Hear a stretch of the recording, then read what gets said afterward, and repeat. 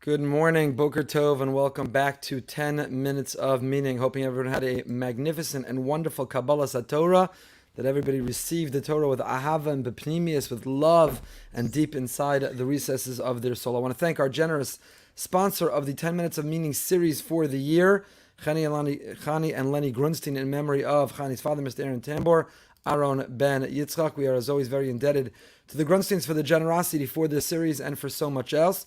And anyone who wants to sponsor a particular shir, this or other, can email Lee at brsonline.org, lee@brsonline.org, and we thank you for your sponsorship. We are Mesillas Yesharim, the great work of the Ramchal, R Moshe Chaim Luzzatto, who taught us a path towards self-perfection, how we can become a better or a best version of ourselves.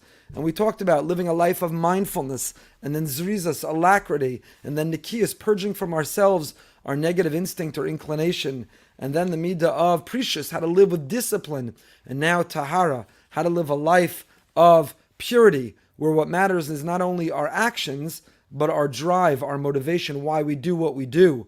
Or as we've been saying, not only to do the right things, but to do them for the right reasons. So we're finishing the 16th chapter, Bebeir Midas Tahara, the virtue of purity, why it matters.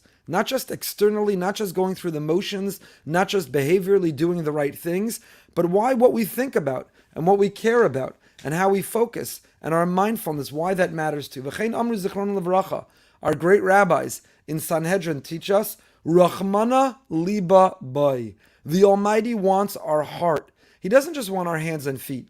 He doesn't just want our actions. It's not just about doing the right things, but liba boi. He wants us emotionally invested. He wants us emotionally involved. He wants us to be mindful and conscious and present in what we're doing. He wants us to be doing it for the right reason. Liba boi. It's not enough to just mail it in. It's not enough just to externally get it done.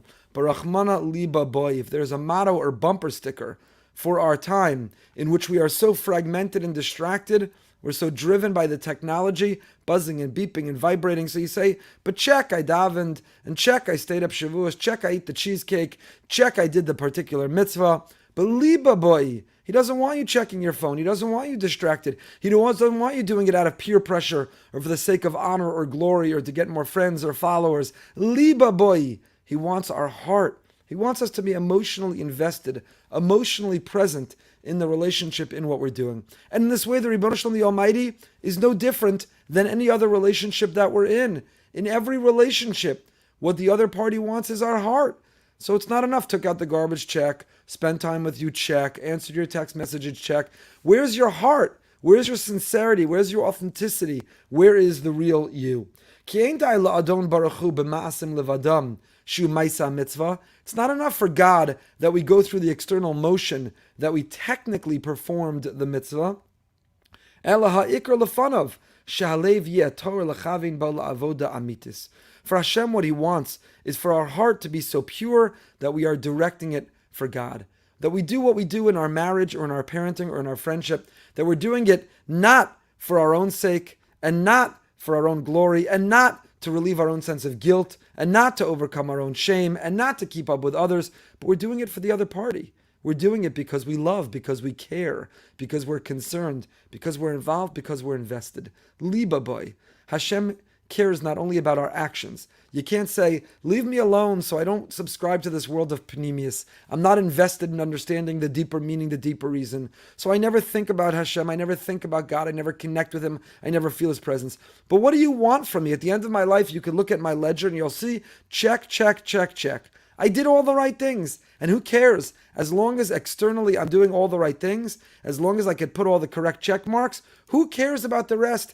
God cares. Your spouse cared, your children care, your friends care, your colleagues and your employer care. Everyone around you cares, not only about putting the check mark and doing the right things, but about doing it for the right reason, about giving our heart, about giving our soul, about giving our mind, about mindfully being present in what we're doing. You know what really rules you? What really is in control? The organ that's in charge is not the brain. It's the heart. The brain is the place of thoughtfulness. It's the place of intellect. It's the place of rational thinking. The brain matters, and the brain is important, and the brain shoots neurons to tell us what to do and how to behave. But the heart, do you have heart? Do you give it all your heart? Even in our vernacular, we use that language of applying all your heart or giving with a full heart. But if your heart is not in the relationship, even if your head is, you could read on paper, it all looks right, and your head can rationalize and explain, intellectually argue why everything makes sense. But if your heart is not in the relationship, if your heart is not in what you're doing, if your heart is not in the actions you're taking, then they're empty. Then in some ways they're counterfeit. Ein avoda shar ha'evarim klum. If your heart is not present, it doesn't matter what the rest of your organs and limbs are doing. Ki el asher yesham haruach halev lalechas yelechu. Because they will go wherever the spirit of the heart takes them. We are wherever our heart is, not where our physical limbs and organs are. Yesterday we gave a shir, the final closing shir of our theme of Torah and technology of Shavuos, last evening, about the positives and the assets, the wonderful things of technology and the challenges. And one of the challenges is this: it fragments, it distracts, it divides us. It makes it very hard to give our heart and to put our heart into everything that we are doing. Psychologists, sociologists coined the expression absent presence, when you're physically there, but your heart is elsewhere.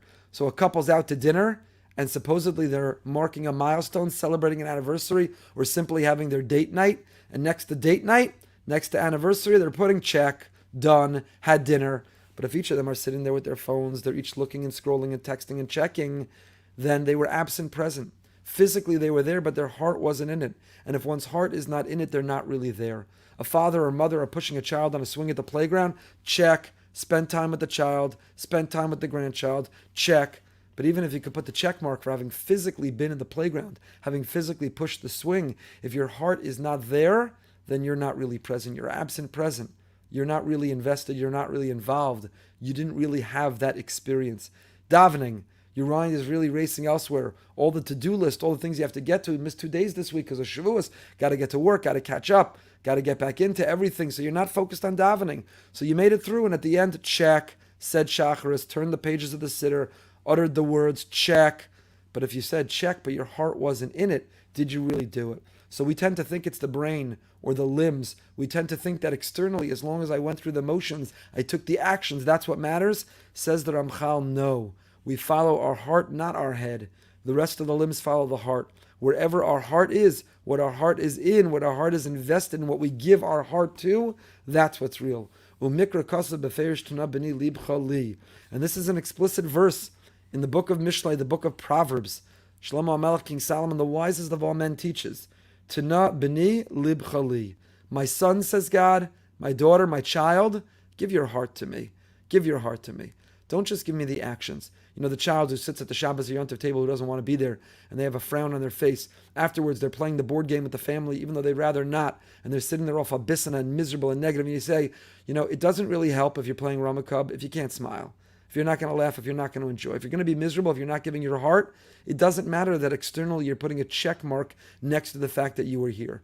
It's not just about the check mark, it's about the heart. It's about giving our heart. And that is the midah of tahara. The midah of tahara, this midah of purity, is not just doing the right things, but doing them for the right reasons. It's not just going through the motions, but it's about giving our heart, because that is the measure of the relationship.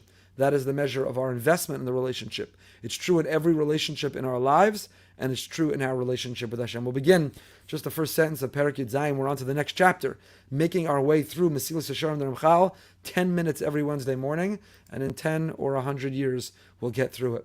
So says the Ramchal, Hinei b'derech la'asig hamida azos kalu l'mi shekvar ishtadel v'hisig hamidos hashnuyos adheina.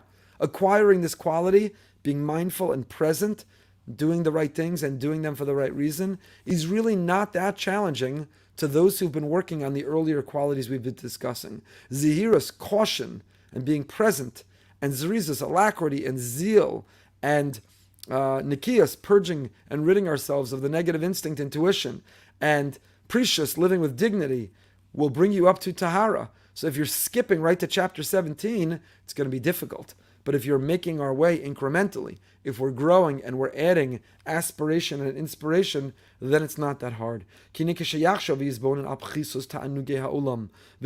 when a person contemplates, when you examine and think about the nature of the base pleasures of this world, as we've discussed earlier, yimas bahem V'lo yachshavim ela l'ra'os u'lechesronos hateva hachamri hechashach v'hagas. You will be repulsed, and you'll regard them only as defects of this corporeal, obscure, and crude side of human nature. When you think about the cravings for unhealthy food, cravings for unhealthy, self-destructive, self-sabotaging behaviors, if you actually consider and you're contemplative, is their pleasure lasting? Does it even carry forward, or is it fleeting? Does it disappear? Is it something that makes us feel good, or immediately after do we feel guilty and ashamed? If we would just be contemplative and think about those worldly and physical and hedonistic pursuits and pleasures, and we'd realize how unfulfilling they are, we wouldn't crave them at all. The problem is that we're smitten by them, and the way they win, the way it defeats us, is we don't even think about it. That's how it wins. So the key is to be present, is to be thoughtful, contemplative, to think, and then we won't even crave. Then we'll be able to live this life of purity. We'll begin with this again next week. We continue in approximately 15 minutes, Living with Emunah, 8:45. Tonight, you don't want to miss Behind the Bima. Tonight we're going behind the Bima with Rabbi Grossman, the disco rabbi of Migdal or Migdala Emek, an amazing, amazing, amazing person who built a city and he built an institution that has transformed the lives of 30,000 youth.